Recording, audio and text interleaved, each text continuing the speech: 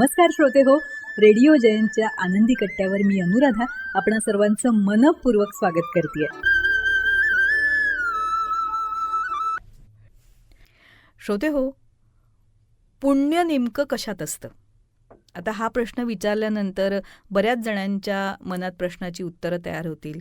व्रतवैकल्य उपास तापास केल्यानं पुण्य मिळतं, त्यानंतर पूजा केली की पुण्य मिळतं, पोथ्यांची पारायणं केली की पुण्य मिळतं.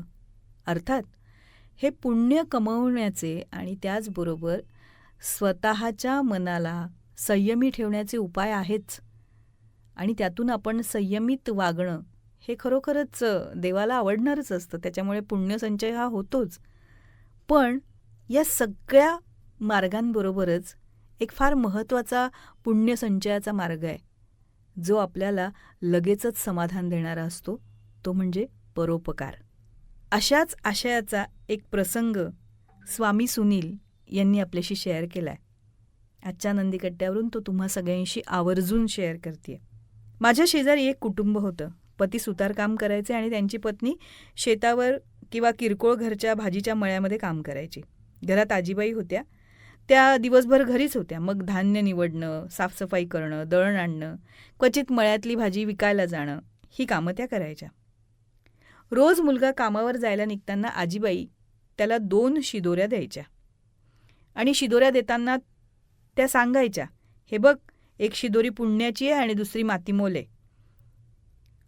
मला हे ऐकून फार कुतूहल वाटायचं की आजी रोज शिदोऱ्या देतात आणि त्याला सांगतात ही पुण्याची आणि ही मातीमोल आहे. मला न राहून मी एकदा विचारलंच, आजी तुम्ही रोज दादांना 2 शिदोऱ्या बांधून देता आणि त्यातली ही मातीमोल आहे आणि ही पुण्याची आहे, असं का बोलता? माझा प्रश्न ऐकून त्या म्हणाल्या, अरे पोरा, तुला कळत नाही का, आपण जे खातो ते मातीमोल असतं या, कारण त्यातनं परोपकार घडत नाही ना, म्हणून मी तिला मातीमोल म्हणते. पण दुसऱ्याला खाऊ घालतो ते पुण्याचं असतंय, त्यामुळं पुढं देव आपल्याला बी काही कमी पडू देत नाही बघ. माझा पोरगा एक शिदोरी स्वतः खातो आणि दुसरी कुठल्या तरी भुकेल्या जीवाला देतो. कळलं का? आजीचं बोलणं ऐकून मी स्तब्धच झालो. खरंच नकळत तिच्या या छोट्याशा कृतीतनं तिनं मला धर्मच समजून सांगितला. पुण्यसंचयाचा एक फार छान, सोपा, समाधान देणारा मार्ग म्हणजे परोपकार. तेव्हा श्रोते हो, हा होता आनंदी कट्ट्यावरचा आजचा सुंदर विचार. तुम्हाला तो कसा वाटला याविषयीची तुमची कमेंट बॉक्समध्ये नक्की लिहा. आणि त्याचबरोबर रेडिओ जयंतचे दर्जेदार कार्यक्रम ऐकण्यासाठी रेडिओ जयंत लाईक करा, शेअर करा आणि सबस्क्राईब करा.